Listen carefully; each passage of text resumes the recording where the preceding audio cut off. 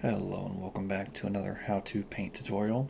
Today we're going to be looking at Black Templars, and I've never actually done these guys before, so it's either going to be a great time or it's going to be miserable. We are going to jump straight in with our Abaddon Black. This is going to be primarily pretty much all of our model, except for a few small details, and the shoulders specifically are going to be a much brighter color. And that's kind of where our problem might come. White is a very weird color to do.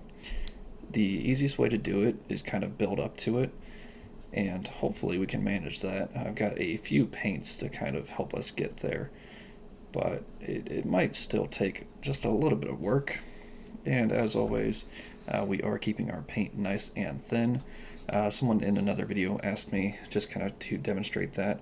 It's just adding a little bit of water into your paints before you get it on your brush, or on your model, rather. Nothing too crazy. You don't really want your paint being too thin, otherwise it'll just kind of slide right off of your model.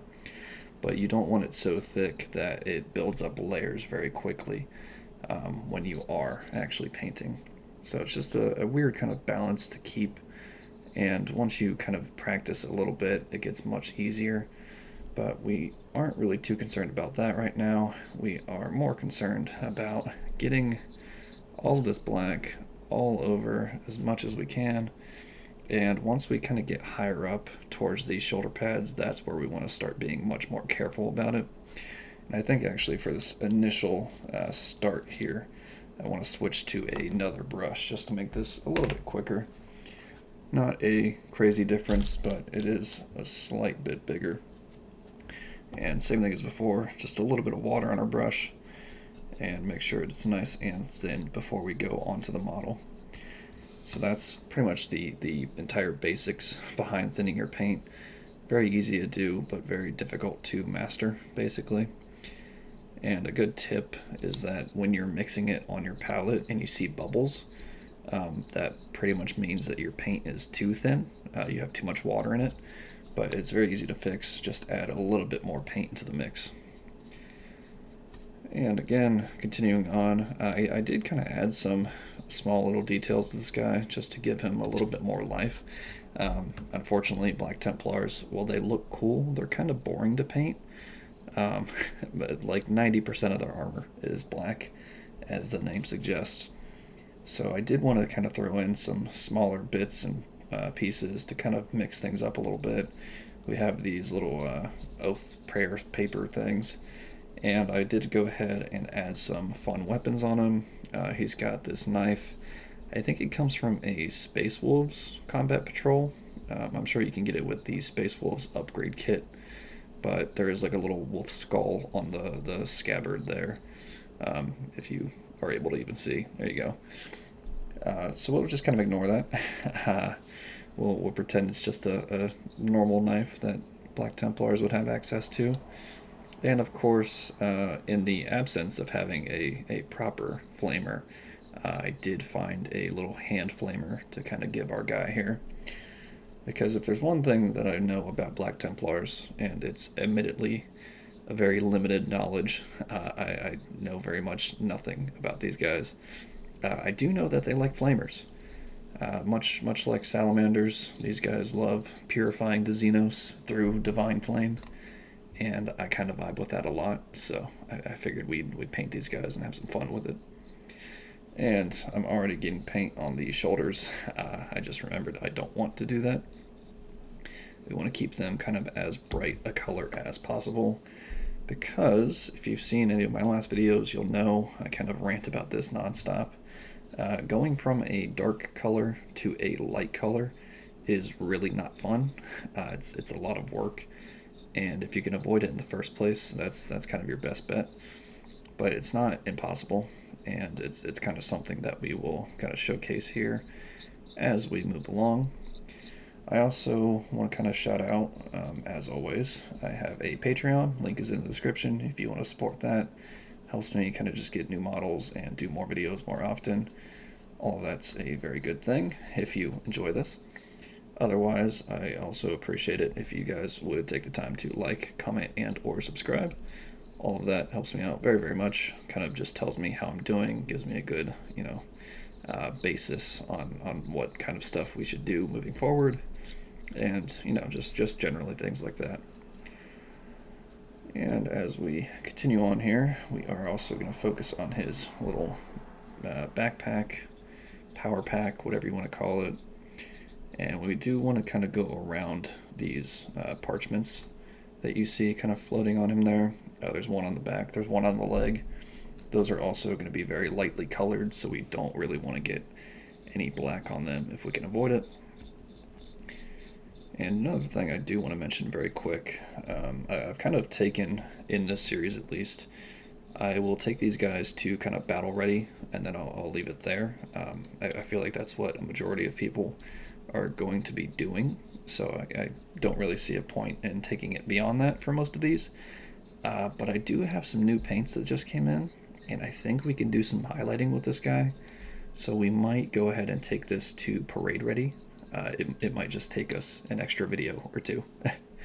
So if that's something you're interested in, stick around. There's probably going to be like 2 or 3 parts, maybe 4 if it really takes us that long.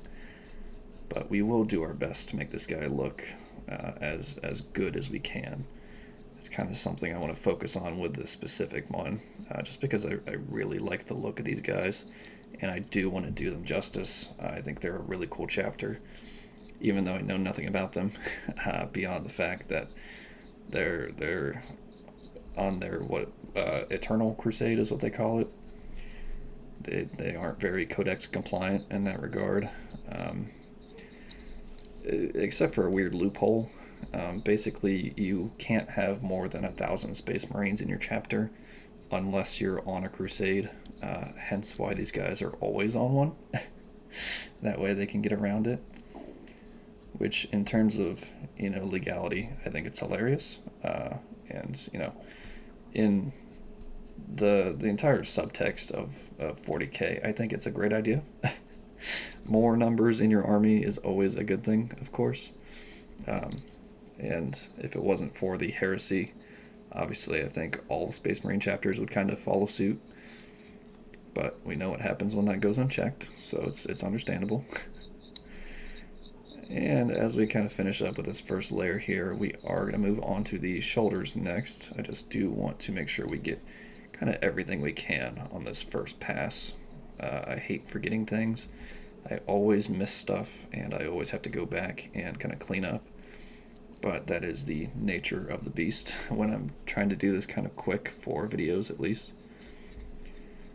And of course we do want to get into some of these little more hard to reach areas. That's kind of my focus now as I go back over this all. And with these shoulders, we'll do it in just a second, but I want to say we have 2 or 3 different paints to help us kind of get to a nice white color. We'll be finishing off with Corax White, and I think we'll be starting out our transition with, if I can find it here, Gray Seer. So hopefully that'll kind of give us enough of a easy transition. If not, we'll just kind of force our way through it. But I'm hoping for the best. And we also do want to get this hand underneath the gun. That's the last little bit I need to reach here. And then we should be good to move on to our next paint. And perfect.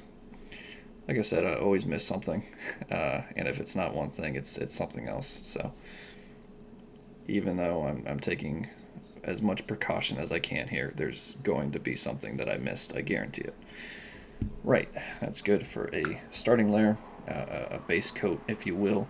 Usually we start with an undercoat, but with our guy being a black, there's not really a point to an undercoat beyond just doing black. And give our paint a nice little shake. This is Gray Seer, as I mentioned a minute ago.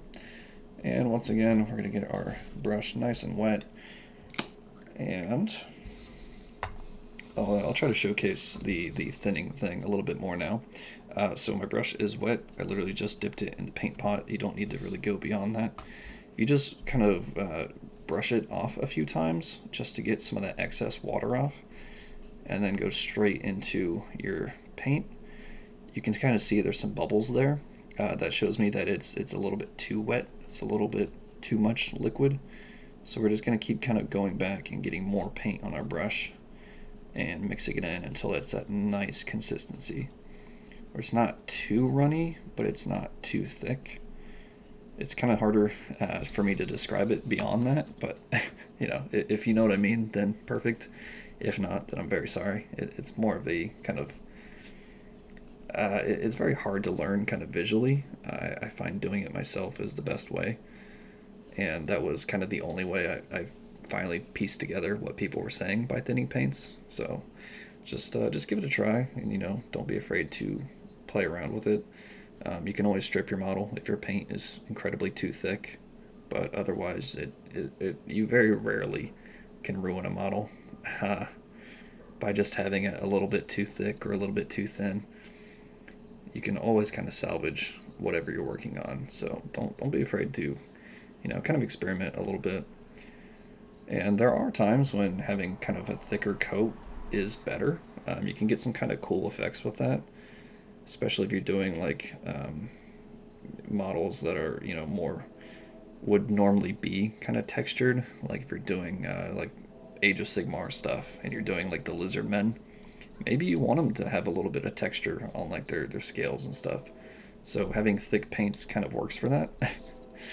But other than that, we also want to get, while those shoulder pads are drying, we want to touch up these little parchments here. And a smaller brush would be nicer for this, but we'll do what we can with what we have. And we also want to get this one on the backpack. And if you've seen one of the other videos where I did one of these, I do like to cheat a little bit. We're essentially going to be getting it a nice base coat, and then we'll just be doing a wash to get kind of the effect like there's ink on it. And then for the little seal itself, we'll be doing Magos Purple. That kind of gives us a nice waxy color almost. And now that these shoulder pads are somewhat dry, we'll go right back over them. Again, nice thin layer of paint. And don't worry about it being perfect. You might still have a little bit of discoloration. You might be able to see a little bit of that primer coming through after your second layer. That's kind of okay. We will be doing another layer or two even, with a brighter white, so you will be able to cover that up a little bit. But you do want to do kind of the best you can in covering the whole thing. And we want to do the exact same thing on the other side. This one's actually looking a little bit more rough, so we'll be a little bit more careful over here. And as I scrape my light, unfortunately, hopefully you didn't hear that too loudly, we will just continue on.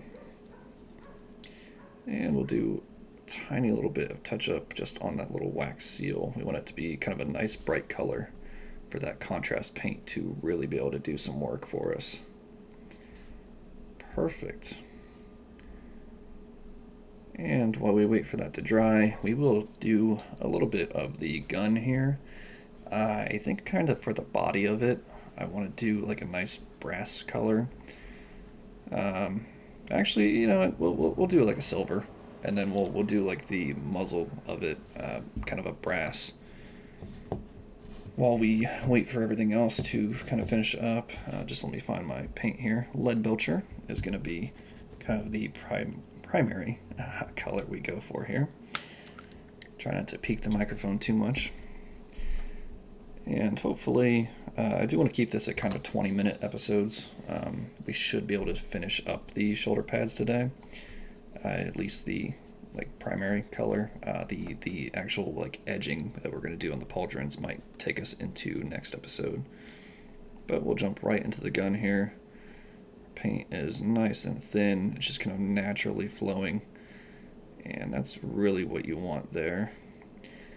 And we'll get as much of this as we can. We will be doing the fuel tank in a different color, but don't worry about having some silver on it first. And make sure you get the back. There's kind of a weird angle to get it all, but just do the best you can. And we will also try to get the front and the back as well, just because some of that's a little bit harder to get sometimes. Perfect. And let me switch to a smaller brush here while we do have our silver. We also want to get the eagle on the chest, or the, I say it wrong every time, Aquila. Well, I'm not sure if that's the way to pronounce it or not, but that's just what I'm going to stick with. It kind of sounds the best. And same thing as before, just a little bit of silver with a little bit of water on our brush. And now that we have a little bit of a smaller brush, we can hopefully get in here. It's going to be some more weird angles, don't worry. We're used to that by now, unfortunately. And as well as we can, we don't want to get all of that chest emblem. Don't worry about spilling it out. We are going to be doing another coat of black, so anything that we kind of mess up here, we can just go right back over once everything dries. Perfect. This is looking pretty good so far. You can really see kind of the basics of what our finished product is going to be. If you just stopped it here and continued on your own, you're pretty much solid. Besides all of the highlighting that we're going to attempt. I got a couple new paints, and one of them is the Fang. It's kind of like a bluish gray, and I want to try doing edge highlighting with that on this specific model. I'm just kind of not sure how it's going to turn out. So we'll roll the dice on that. If it looks terrible, I might just forget it, and we'll just keep it as kind of like a basic model, army standard, and we won't do like the full-on parade standard, but we will definitely try, at least. We also want to get kind of the exhaust on this jump pack while we have our silver, of course, and we will do these ones up here as well. And the other one, maybe. And again, don't worry if it's not thick enough to really do it all in one layer. We will be coming back over all of this at some point, so nothing to stress about. But while we have a few minutes left in our video, we are going to finish the shoulder pads here to the best of our ability. And the next color that we want, because we are building up from kind of a gray to a white, is going to be Corax white. And this actually needs a nice shake. I haven't used Corax in quite a while, so it's kind of started to separate the pigment from the paint itself. And it should be good now. I have a ton of paints on my desk for this specific project. I have like 10 different paints, 11 different paints maybe. So hopefully we end up with a pretty good kind of final outcome. More paint should be more good, right? More shades and whatnot. I also, in my package I got today, I have like 5 different shades of green. I have a box of Age of Sigmar goblins that I really want to paint up, and they've been sitting unopened for like half a year now, because I've never had a good color for like goblin skin, and I'm hoping now I can kind of rectify that, and we can get those painted. I'm hoping that 5 colors is enough to get kind of a good outcome. I really want to do some fun stuff with like shading on the skin and everything, and hopefully I have the skill to pull it off, but we'll find out. And going right back to the other shoulder here, we'll just continue on with our white. Now, one thing I do want to mention is that technically it's bad form to paint in more than one direction, and you've probably seen me doing it. I'm sure someone will call me out on that at some point. Technically you shouldn't do it, right? Like if I'm painting this way, I should keep painting this way. All of my brush strokes should go from left to right. But with these pauldrons, that's kind of hard to do, just depending on where my hands are, and I'm right-handed, so naturally it's kind of weird angles for me. So sometimes I do switch it up halfway through. It's technically not good. You shouldn't do that if you can avoid it, but honestly, it's not going to ruin your model. So don't stress about it too much. Is kind of the best advice I can give there. Just if you want like a absolute perfect outcome, try your best to avoid that. Is really what I can best tell you. And now that these are kind of drying, I think we'll go over it just one more time. It's already looking really good, but I do just want to kind of give it that final once over, just to make sure that it's all one shade, nice and neat. And we'll try our very best to keep things going properly here, left to right. I don't want to mix things around.